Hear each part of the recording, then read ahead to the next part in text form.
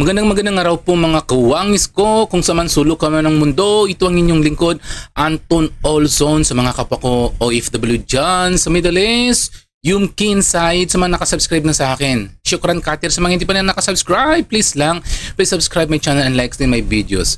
Naku, ngayon napakagandang pag-uusapan natin, ginisang-ginisan ni Jingoy Estrada, yung si Mrs. Diskaya. Siya pa ang pinakamalaking mga contractors dito sa Pilipinas. Di ba kung matatandaan nyo, siya ang in-interview ni Julius Babaw na ipinagmamalaki niya masyado. Ang sobrang dami niyang sasakyan na 40 na mga sasakyan. Kung hindi ako nagkakamali ng mga luxury cars dahil sa biglang pagyaman niya bilang isang contractors. Ito panuron natin ang pangigisa sa kanya ni Jingoy Estrada. DPWH? Yes. Yes po, 2012. Pag-usapan muna natin yung 2022 hanggang 2025. Ilan na po yung naging projects nyo sa DPWH? Marami na po. Ilan nga? I don't have the Mahigit figure. 400? Mahigit 500? Within the span of 3 years. I don't have the figures po. Estimate lang po, ballpark Give me a figure. ballpark figure. Siguro po, mga 400 ganun. Siguro. I'm really not sure. I Okay. don't have the figures with me. Sa loob, sa bawat taon, ilang bidding ang sinasalihan mo?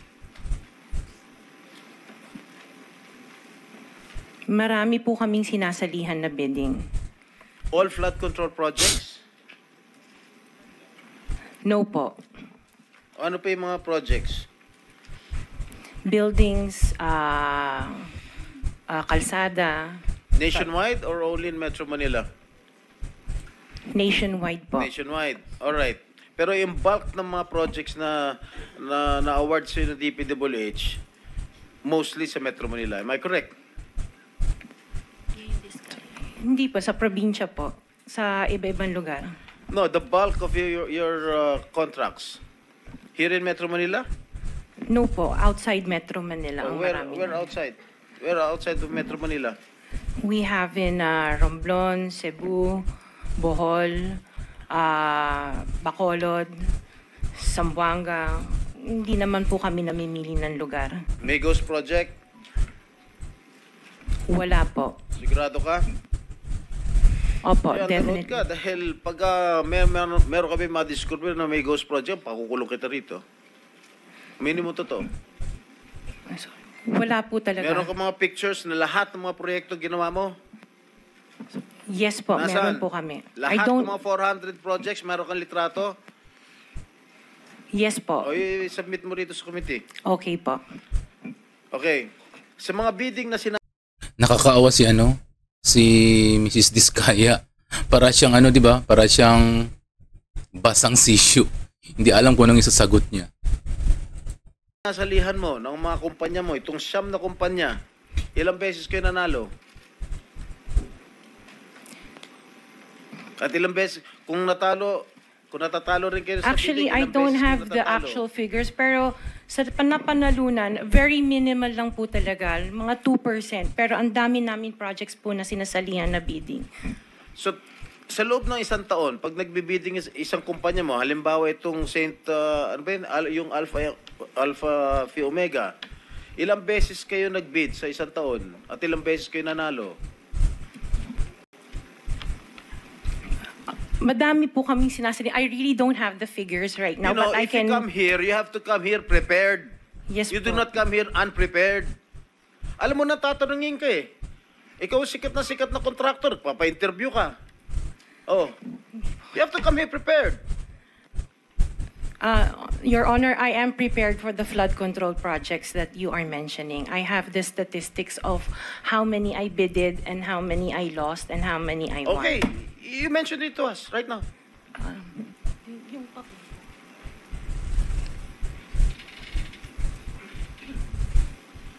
You are asking her to relate the 400. No, Parang mahirap naman yata. hindi. 400.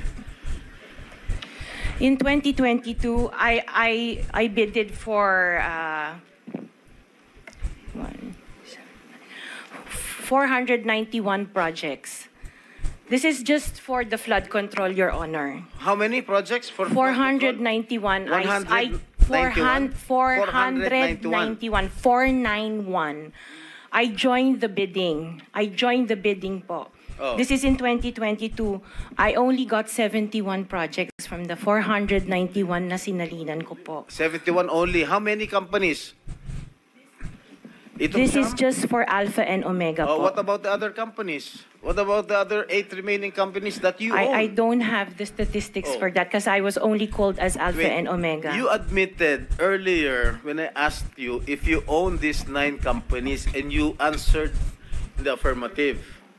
Right now I'm asking you kung ilan yung 71 flood control projects na napanalunan ninyo. Now you're only speaking in behalf of Alpha Phi Omega.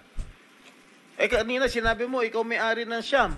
Why can't you answer in behalf of the 8 remaining companies? Kasi po, yun lang yung na-prepare po namin for today's hearing. What about the representative of the other construction companies? Itong si Remando. How many? You're representing St. Timothy. Good morning po, Mr. Chairman. For St. Timothy Construction po, we have 145 projects. Flood control projects. Yes, Mr. Chair. Since 2022. up to the present as we speak, 122.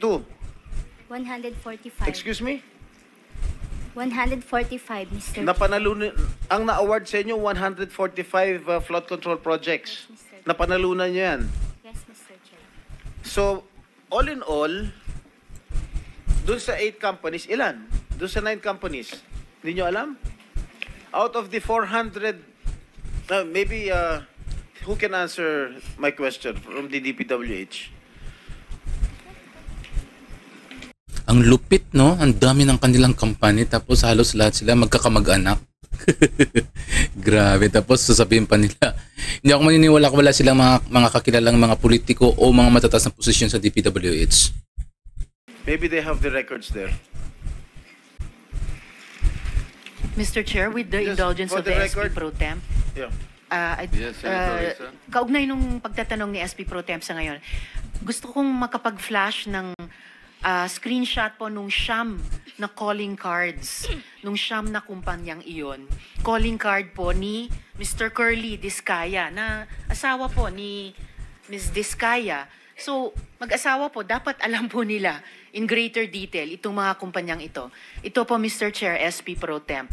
Siyam na calling cards nung Siyam na kumpanya, lahat sa pangalan ni Pacifico o Curly Discaya. So, dapat po mas alam po, both ni Ms. Sara Discaya at Ms. Roma Discaya Rimando ang mga detalye na tinatanong ni SP Pro Temp. Salamat, Mr. Chair, at SP Pro Thank you, Temp. Senator Risa. Okay, for the record, yung may-ari ng St. Gerard Construction, nandun yung pangalan ng asawa mo, Pacifico Discaya. Okay? Doon sa St. Timothy, sino may-ari ng St. Timothy? Ikaw si Remando, no? Kamag-anak mo si Discaya, correct? Sabi mo, pamangkin mo. Tama? And who is this Maritoni Miligrito, the owner of Elite? General contractor. Who is this? Answer. Pinsan ko po, Mr. Chair. From the left pocket to the right pocket. St. Matthew. Nandito yung asawa mo, Pacifico Discaya. Great Pacific. Oh, ikaw, nandyan ang pangalan mo, oh. Si Sara Rowena Discaya. Kaya hindi mo mapapagkaila, eh. YPR General Contractor. Nandito rin ang pangalan mo. Miss Sara, alam mo, huwag ka magsisinungaling, ha? Amethyst Horizon. Sino si Amethyst Horizon? Sino si John Brian Eugenio? Who is he? Sagutin mo, Miss Rimando. I didn't know, Mr. Chair. Madam Sara. He's one of our employees. Oh, dami. Waymaker. Sino si Gerald William Diskaya? He's my eldest son. Okay. Alpha Phi Omega, yan, asawa mo. So, you confirm, lahat ng siyam na yan, ikaw ang may-ari. Tama? Part owner po. Part owner. Okay. Kaya nyo ba talaga pagsabay-sabayin yung mga construction, mga proyekto ninyo? Paano nyo nagagawa ito? Yes po, we have sufficient employees naman that can carry out and execute the project. Okay, ilan ba yung mga empleyado ninyo? In the office po, mga 200 plus. Sabay-sabay kayong naawardan ng kontrata ng DPWH. Alam mo, nakakapagtaka dahil kayo lagi nakakuha ng DPWH contracts, ha? Sino ba talaga sa DPWH ang nagbibigay sa inyo listahan ng mga projects for bidding? Turo mo na. Wala po akong knowledge po. Talaga? Ba't Yes, nakakapagtaka dahil yung siyam na construction companies nyo, yun ang laging favored, kumbaga, sa bidding. Kasi ang balita ko, isa kayo sa mga una nakakita at nakakapili ng mga projects. Bago pa mabuo ang National Expenditure Program, yung tinatawag natin na NEP. Parang menu lang sa restaurant na nakaka-order kayo kagad. Sino ang point person nyo sa DPWH na nagbibigay sa inyo ng informasyon na ito, para sa inyo, ito, para sa kanya? Sino? Sir, wala po akong nakakausap po. Wala kang kilala sa DPWH? Wala po. Hindi kami maniniwala niyan, wala kayong kilala sa DPWH. Meron ako yung mga engineer, yung mga district engineers, saka yun nga pala. Sino ang mga district engineer na nakilala mo? pero hindi po sila nagbibigay ng project po sa akin. At tinatanong ko, wala naman ako sinasabi sa'yo kung nagbibigay sila ng project, sino ang kakilala mo sa DPWH? Sila, mga DE po. DE Yeah, okay. ng... Sabi mo, sino? Teka sandali. DE ng Laguna, Sino DE nga? ng... Banggitin mo yung pangalan. I can't remember their names kasi I don't transact on Okay, behalf of the DE ng companies. Laguna. Sino pa? DE ng Bulacan, DE ng... Is he here? Nandito ba? Yung DE ng... O ayan. 'Di ba narinig niyo na yung sinabi ni Jingo Estrada sa panggigisa? Simula pa lang 'yan. Ngayon dapat kasi Mrs. Diskaya, yung pagyayabang mo doon sa interview kay Julius Babaw, dapat pinakita mo diyan dito para kayong lantang gulay parang padimure ka, masyado kang kunwari walang alam. Pero doon sobrang sobrang yabang ka sa pagpapakita ng mga yaman mo, yung mga wealth mo kayong dalawang mag-asawa, pero ngayon hindi ka makasagot ng maganda sa sa interview sa Senado. Nakakahiya. Hirap na yung mga OFW. Yung pala nag-OFW ka rin tapos ang yabang mo magsalita. Receptionist ka lang pala doon sa abroad. Ko. Ang yabang nagsalita, receptionist daw siya sa isang company. Magkano lang sinasahod ng isang receptionist sa isang company sa abroad. Nako naman. Na Mrs. Diskaya, ang dami mga OFW na naghihirap. Alam mo namin, lalo pang mga domestic helper. Tapos kayo, nagpapasasalang sa yaman ng bayan. Lupit, ilang milyon ang bilhin nyo ng mga milyonis ang bilhin nyo ng mga sasakyan. Galing pa sa ibang bansa, di ba? Ginisa talaga para siyang binalatan ng buhay.